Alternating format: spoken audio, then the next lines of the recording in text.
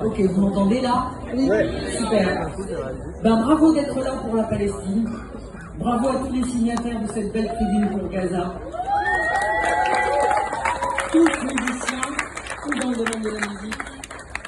Ceux qui nous ont martelé que l'art ne devait pas se mêler de politique, afin d'interdire la parole des artistes contre le génocide, ne connaissent visiblement pas le jazz, musique de résistance par excellence. Bravo d'être là, car il faut du monde pour lutter contre un génocide. Surtout quand plusieurs gouvernements puissants et coalisés, dont le nôtre, le financent entièrement, assistent l'exécuteur par tous les moyens, politiques, financiers, industriels, militaires, juridiques, médiatiques. Que dire sur Gaza que nous ne sachions tous déjà? Personnellement, je n'ai plus de mots. J'ai épuisé les énumérations d'horreurs, d'exécutions systématiques, de bombardements systématiques, de destruction systématique, de torture systématique. Gaza, c'est l'épouvante de l'avenir qui nous est à tous programmé. Si nous baissons la tête, nous serons demain les serfs soumis à un pouvoir seigneurial illimité. L'épouvante aussi pour nous les Juifs de ce qui prétend être fait en notre nom et veut nous intégrer de gré ou de force dans les projets éradicateurs d'un Occident impérialiste. Pour ceux qui seraient tentés d'assimiler tous les Juifs à Israël, comme le font d'ailleurs les gouvernements occidentaux, en assimilant antisionisme et antisémitisme, il faut regarder le rôle central des associations juives aux États-Unis et au Canada dans la révolte des campus et en Grande-Bretagne, et aussi leur rôle en Allemagne et en France, malgré la répression renforcée dans ces deux pays, dans l'organisation du refus et le mouvement Solidarité avec la Palestine, et par exemple dans l'organisation du premier congrès juif antisioniste mondial qui vient de se tenir à Vienne en juin.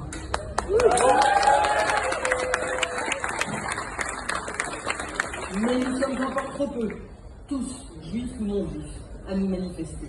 Il est vrai que les moyens d'empêcher la parole sont importants. Cependant, aujourd'hui, toutes les universités israéliennes, et je dis bien toutes, après la répression et le silence qui ont été imposés par leur direction, arborent quotidiennement le drapeau noir, symbole de l'illégalité, et prennent la parole contre le génocide.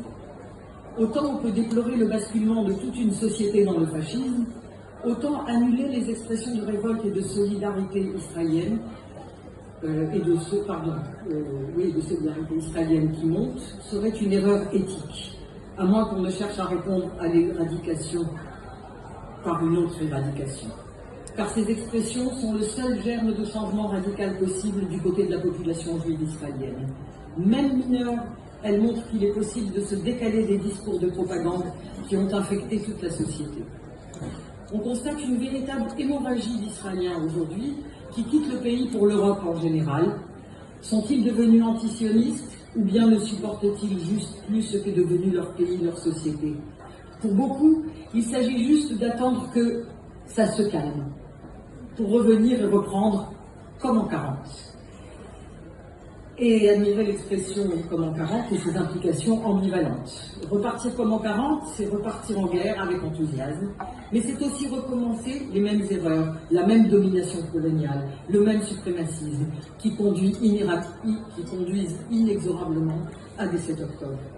Ce qu'il faut réfléchir, c'est ce à quoi on nous prépare depuis le début. Gaza va être rasée, vidée de ses habitants par les armes, par la famine, par l'expulsion. Les entreprises israéliennes sont aujourd'hui payées par maison détruite à Gaza. Et après, tout ira bien. Circuler, il n'y aura plus rien à voir. C'est d'abord oublier les fronts secondaires, la Cisjordanie, persécutée quotidiennement par des milices coloniales protégées par l'armée, puis les Palestiniens à l'intérieur, ceux qui sont citoyens d'Israël discriminés et depuis le 7 octobre sont paralysés par la répression qui s'abat sur eux, déclinent. Je dis front parce que c'est ainsi que ce régime, et je dis régime, pas gouvernement, régime, a toujours conçu la rencontre avec les Palestiniens. Depuis les premiers penseurs du sionisme et jusqu'à nos jours. Herzl écrivait en 1895 « Nous essaierons de faire passer la population miséreuse de l'autre côté de la frontière en lui procurant du travail dans les pays de transit, tout en lui refusant tout emploi dans notre propre pays. » Et Israël Zangwill, qui était un sioniste fondateur, juif britannique, écrivait en 1904 « Nous devons être prêts à les chasser de la terre par la force de l'épée, comme nos ancêtres l'ont fait aux tribus qui l'habitaient. » Ce ne sont que deux exemples dans la longue liste des prévisions de tous les fondateurs sionistes.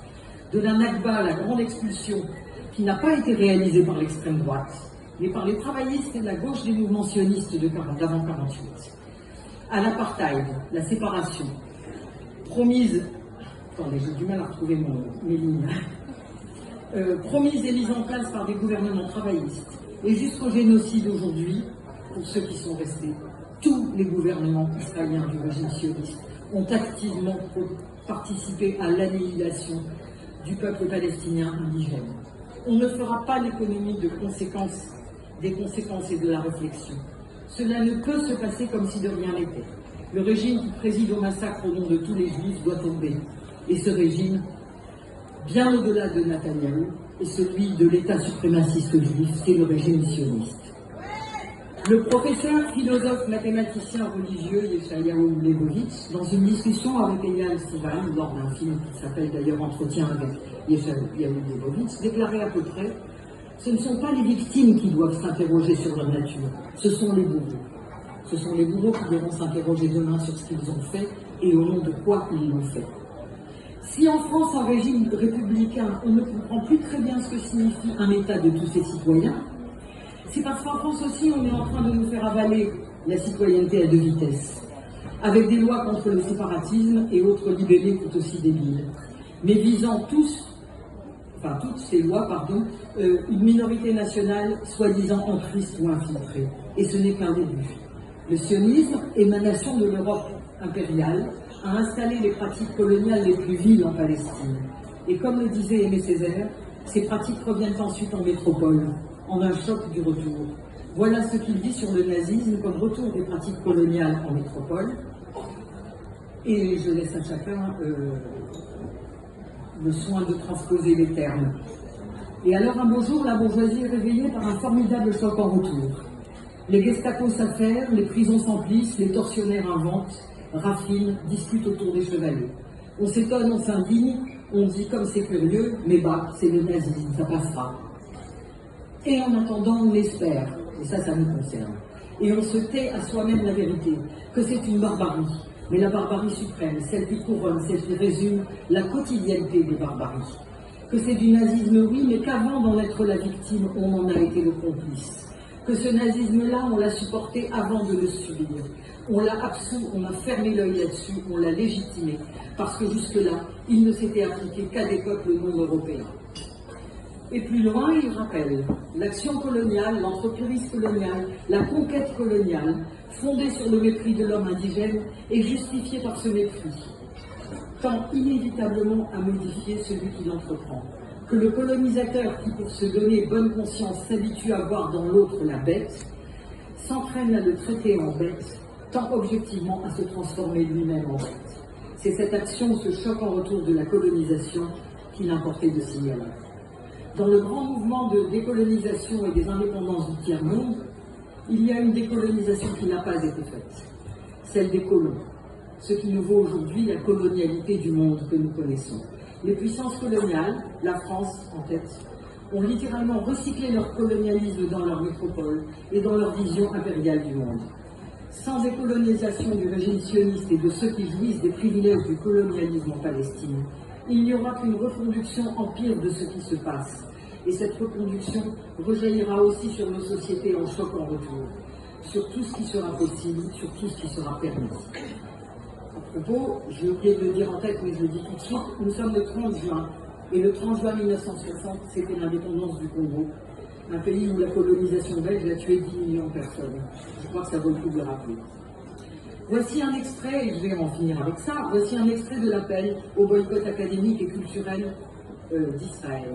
Ce sont des artistes et travailleurs de la culture palestinienne, plus de 20 ans après, il y a plus de 20 ans, en 2004, et les tergiversations soi-disant apolitiques doivent céder le pas à une mobilisation artistique et culturelle massive, car c'est l'impunité accordée à Israël à tous les niveaux, y compris artistique et culturel, qui permet la continuation de l'annihilation. Alors je vous cite rapidement ça. La campagne palestinienne pour le boycott académique et culturel d'Israël a été lancée en 2004 afin de contribuer à la lutte pour la liberté, la justice et l'égalité des Palestiniens. Elle prône le boycott des institutions académiques et culturelles israéliennes en raison de leur complicité profonde et persistante avec le déni par Israël des droits des Palestiniens, garantis par le droit international. Et quelques consignes qu'il donne. Abstenez-vous de participer à toutes sortes de coopérations, collaborations, projets culturels conjoints académiques ou culturels avec des institutions israéliennes. Faites-vous les porte-paroles d'un boycott complet des institutions israéliennes au niveau nationaux et internationaux, y compris de la suspension de toute forme de financement et de subvention pour ces institutions. J'abrège. Demain, nous devrons tous répondre du génocide devant nos enfants et nos petits-enfants. Il faudra au moins pouvoir dire qu'on a refusé et qu'on a lutté. Nous pourrons au moins transmettre ça. On ne s'est pas tué devant l'inacceptable. Le monde a besoin d'une musique de résistance. Il a besoin de jazz.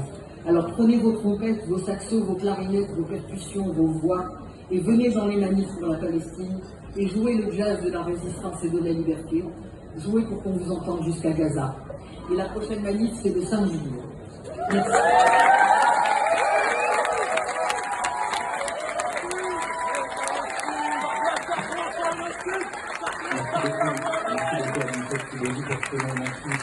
On va dire maintenant,